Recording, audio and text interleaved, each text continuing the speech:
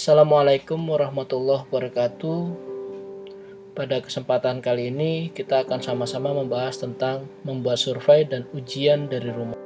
Pada kesempatan ini kita akan memanfaatkan Microsoft Form yang Bapak Ibu sudah miliki di akun Office 365 Bapak Ibu. Pertanyaannya, mengapa menggunakan form online? Saat ini kita mengalami pandemi COVID-19 di mana guru, siswa, dan seluruh aktivitas pembelajaran dilakukan dari rumah. Untuk itu, pastinya pembelajaran dari jarak jauh dan tidak mungkin tesnya dilakukan secara tatap muka. Maka, sekolah, guru harus mampu menyediakan fasilitas tes yang dilakukan atau bisa dilakukan oleh siswa dari rumah masing-masing. Apakah hanya dua ini alasannya? Mungkin iya, dan saya akan mengajak Bapak Ibu untuk memberikan alasan-alasan lain sehingga ketika pandemi COVID-19 ini berakhir dan pembelajaran secara tatap muka, maka Bapak Ibu tidak meninggalkan tes online ini secara keseluruhan. Bapak Ibu, ada 3 alasan lain kenapa kita menggunakan tes online atau formulir online. Yang pertama, formulir online atau tes online ini mudah. Kita bayangkan kalau Bapak Ibu harus membuat soal, mengeprint, dan lain sebagainya, menggandakan. Soal ini juga mungkin tidak bisa diedit ulang dan lain sebagainya, dan harus di-print banyak.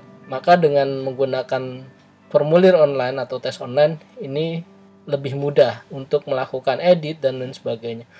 Lalu selain mudah, tes online ini juga murah. Bapak Ibu tidak perlu lagi menggandakan soal yang misalkan ini dilakukan di tahun 2020, maka di tahun 2021 dengan soal yang sama atau sedikit perubahan, Bapak Ibu tidak perlu lagi menggandakan soal yang sudah ada. Dan yang ketiga, praktis. Kita refleksi bahwa dengan menggunakan tes yang menggunakan kertas, Bapak Ibu harus membuat soal, mengeprint, lalu menggandakan sejumlah siswa. Setelah siswa mengerjakan soal, lalu Bapak Ibu wajib untuk melakukan koreksi dan melakukan input penilaian. Maka dengan menggunakan tes online, Bapak Ibu selaku guru tidak perlu lagi melakukan koreksi karena nilai akan langsung tercatat di dalam sistem sesuai dengan jawaban yang diberikan oleh siswa. Ini akan memudahkan pekerjaan Bapak Ibu sebagai guru, murah dan juga praktis. Tentunya kesalahan yang mungkin terjadi ketika ada kelalaian dalam melakukan koreksi ini juga bisa diminimalisir. Baik Bapak Ibu, pada kesempatan kali ini saya akan menjelaskan kita bisa apa sih dengan form online. Dengan form online ada beberapa hal yang bisa kita lakukan, yaitu melakukan cek kelengkapan data. Bayangkan Bapak Ibu ketika menerima formulir pendaftaran siswa baru, ada data yang belum diisi padahal data itu sangat penting. Misalkan nomor handphone belum diisi atau nama kepala keluarga belum diisi dan sebagainya, yang pada saat kita melakukan memberikan tes formulir ini secara dengan kertas, ini Bapak Ibu tidak bisa memastikan bahwa itu sudah lengkap datanya. Dengan menggunakan form online, Bapak Ibu bisa melakukan cek kelengkapan data, karena data yang tidak diisikan yang harusnya diisi itu nanti akan tidak dapat dikirim ke Bapak Ibu. Lalu yang berikutnya, tampilan video pada soal. Pernah terbayang nggak sih kalau di kertas kita menampilkan video? Pasti tidak bisa ya. Bapak Ibu dengan menggunakan form online atau tes online ini, Bapak Ibu nanti bisa menampilkan video pada soal. Ini yang merupakan juga keunggulan dari menggunakan tes online. Lalu penghitungan nilai. Tadi saya sudah jelaskan bahwa dengan menggunakan tes online, baik formulir maupun kuis atau soal, Bapak Ibu tidak lagi melakukan penghitungan nilai secara manual. karena penilaiannya atau penghitungan jawaban benar dan salah itu sudah dilakukan secara sistem. Berikutnya ada acak soal. Tes online juga bisa acak soal Bapak Ibu gitu.